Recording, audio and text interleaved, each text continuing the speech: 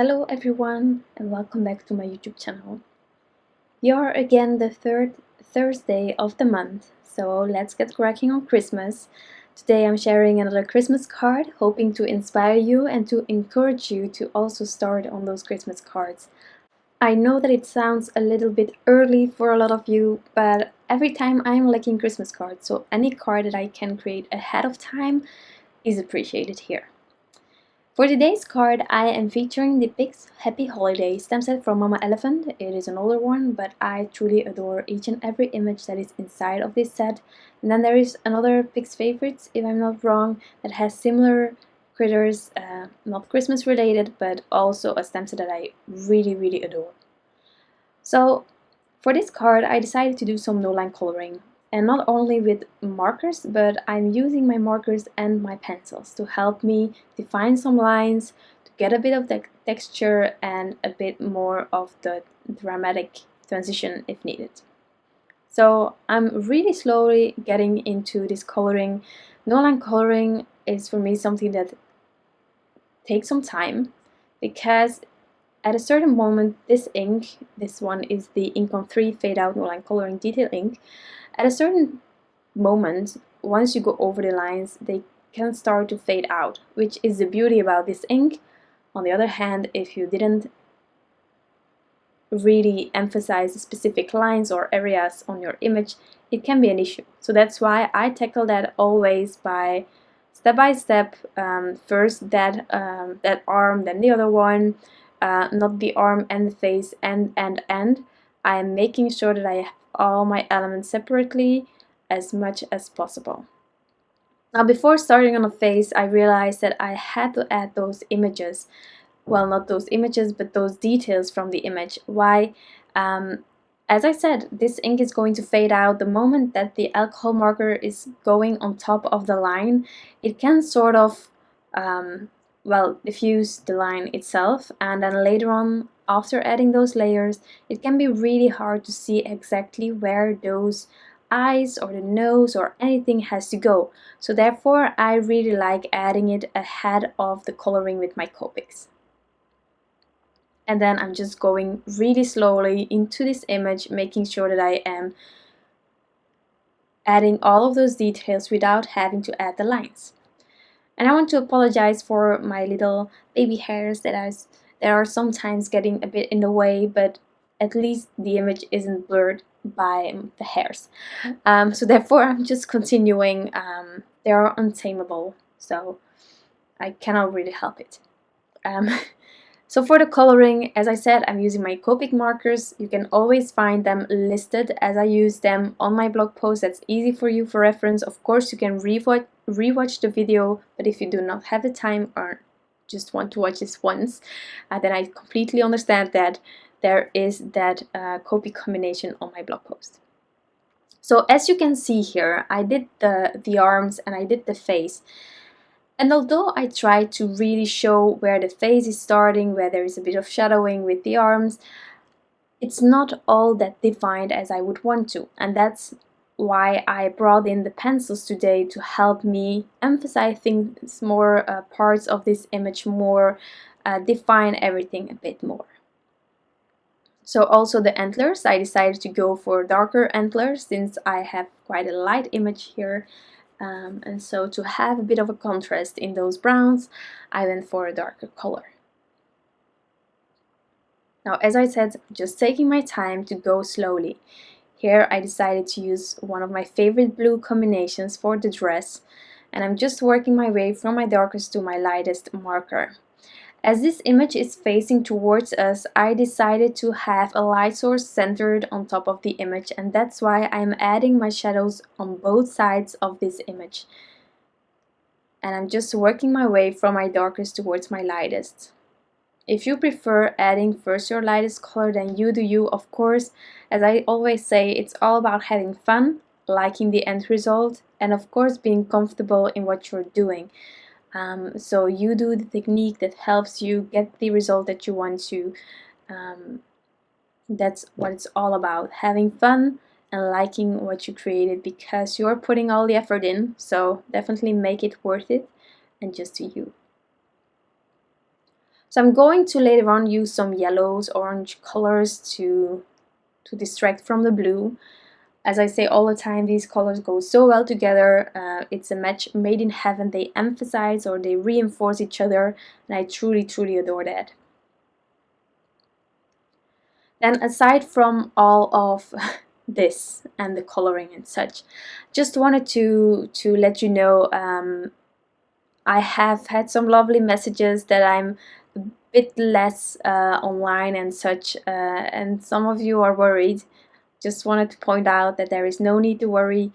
Life has just been really, really busy. I had to make some difficult choices, but it's just because, aside from the hobby, of course, I'm working full time, so I need to find time in between to create a card, and if I did that, then I need to find some time to edit, to do blog posts, etc.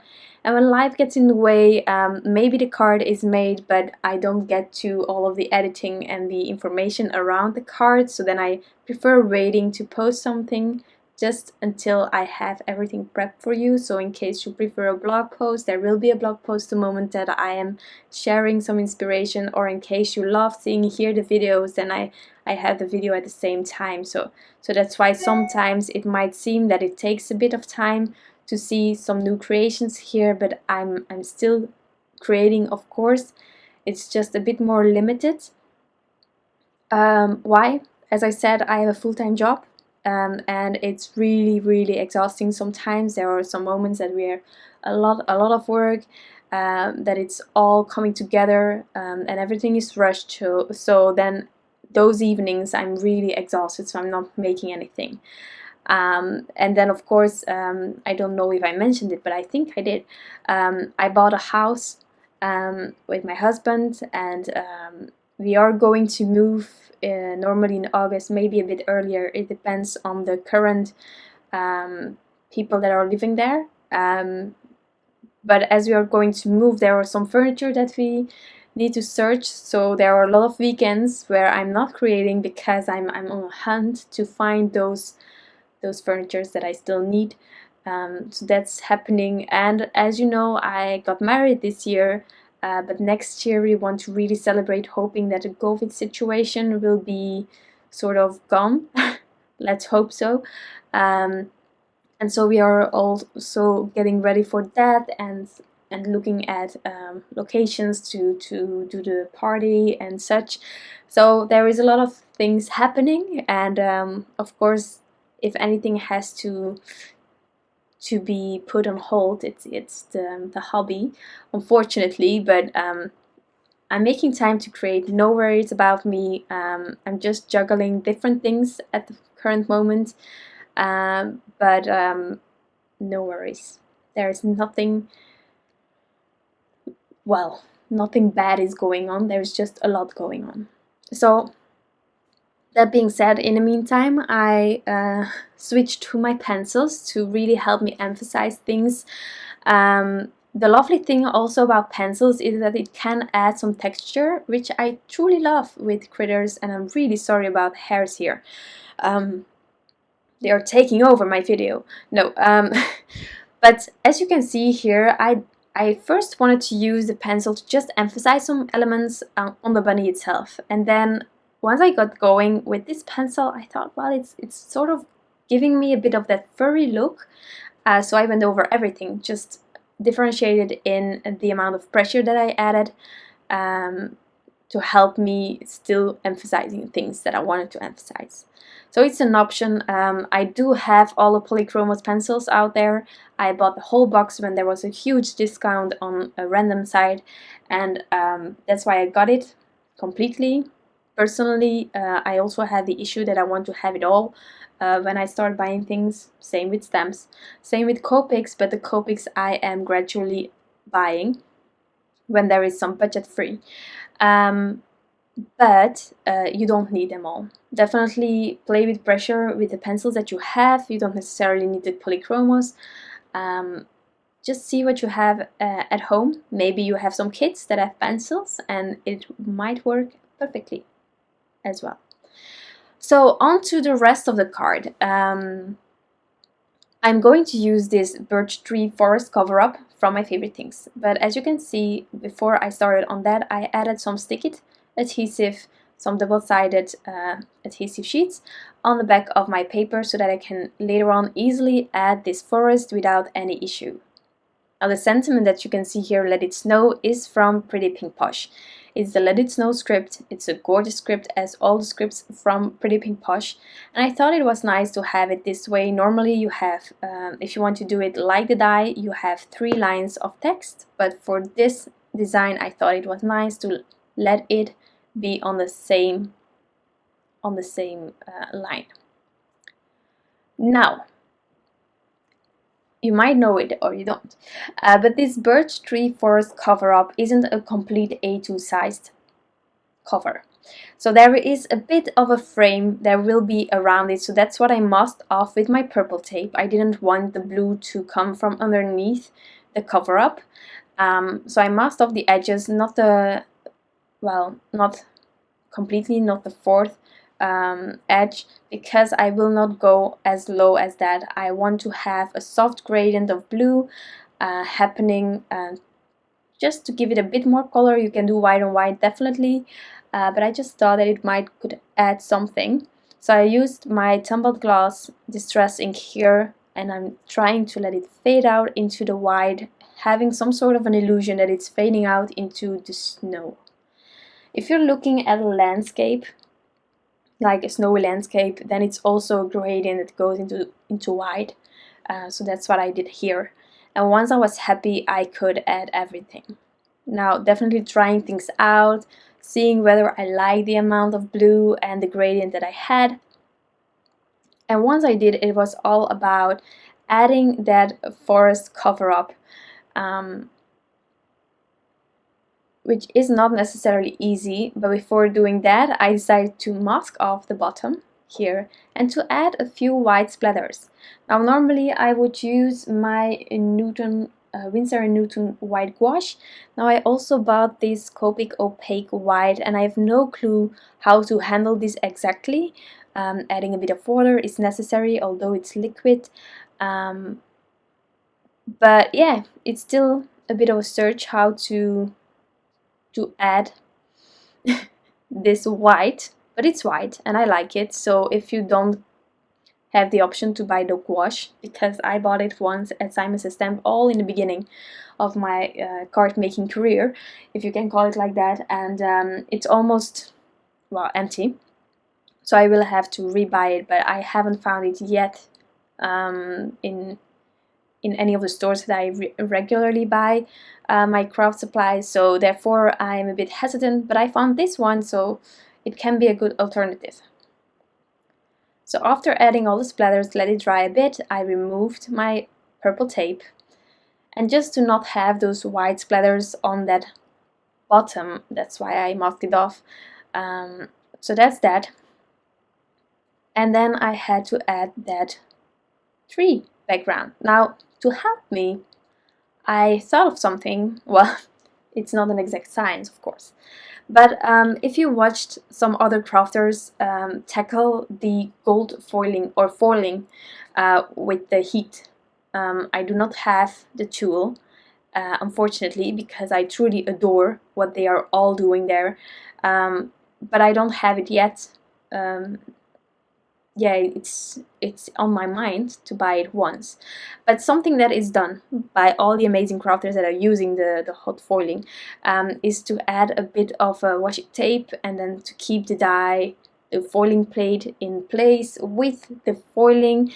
And so I sort of tried that technique, but just to have my cover here aligned straight and to still have it in place the moment that I removed that double-sided adhesive backings, and it worked like a charm. So I definitely will use it more if I am in same situations. For the sentiment, as you can see here, I'm doubling the sentiment. I cut it out of white and then out of blue. This blue cardstock is a Peacock cardstock from Concord and Night, and I just thought that it matched perfectly with the dress from the bunny. About the second layer, I used white because it actually doesn't matter here in my opinion, since I have blue and white in the background. So you can also double it up with the same colored cardstock. But in this case, as my trees are still white, for me it wasn't making a difference. So that's what I did. And then it was time to line up everything. Now, sometimes as you line things up, you're really glad, and then the moment you lift it up, you add the adhesive, you sort of can forget where it was exactly. And so something that's really, really useful for that, and that you probably already know about, is the present seal. So that way you can press the sort of plastic on top. You will be able to peel off the images, or the sentiment in this case, that you have placed or positioned completely correct on top of your card. And the lovely thing about that is that you can replace it after adding adhesive straight on there without any issues. So that's what I'm doing here. I'm also using my T-square ruler to make sure that my sentiment is aligned straight. And then I will, after pressing, remove my present seal along with the sentiment. I also marked the corners on this present seal just to be able to see where I wanted to place it originally. You can always shift it a bit more if you need to, but it's something that was also handy in the past for me. When I used the present seal, I still had the issue that I wasn't sure exactly about where to align it, and this way I had the corners right, and I was sure that the sentiment would be centered, would be straight, because I used my T-square ruler previously on this panel. So here I'm aligning those corners that I draw on top of the present seal, and I'm just letting the Let It Snow dry using my acrylic block to put a bit of pressure on there. And once I added my thin foam squares all on the back of this bunny, I am going to add this on the bottom of my panel. Later on, don't forget the tittle. So we still need to tittle on top of it. So here is the bunny going. And as you can see, it's so simple, but at the same time there's quite a lot happening with that cover, with the sentiment. It's a big sentiment, but there is only one image. So I would call this a clean and simple, but you could make it really, really simple by not adding this cover, not adding this kind of a big sentiment, but you do you, of course, whatever you prefer. I'm adding the panel on top of my card base, and then of course we are going to embellish this a bit more. You can stop here, of course, but I decided to take my Tailored Expressions Tiny Diamonds. These are the bold colors, and there is an opaque white in it, which I actually really, really like, because it sort of also represents snow in a way. And so I took my time to place this on top of the card. I wanted to let it appear a bit random, but as you know, you're making cards yourself, letting things appear random is the hardest thing you can do on a card. Placing embellishments is hard, but normally I have some sort of a tip or a trick that I use myself, but in this case, with this cover and such, that wouldn't work. So I had to sort of get it in a random positioning, and it took some time. But it's better to take your time in this case, since the card is almost finished, to not ruin it at this stage. As I said, you can also leave it. You can also add a bit of stickles on some branches of the tree. If you want to, you can add some glossy accents on the sentiment or anywhere you want. Just some glitter at random places. But as you know, I went for these tiny diamonds. Also using my embellishment wand, which is really a handy tool if you need to get embellishments in place, especially with a size this small as the diamonds.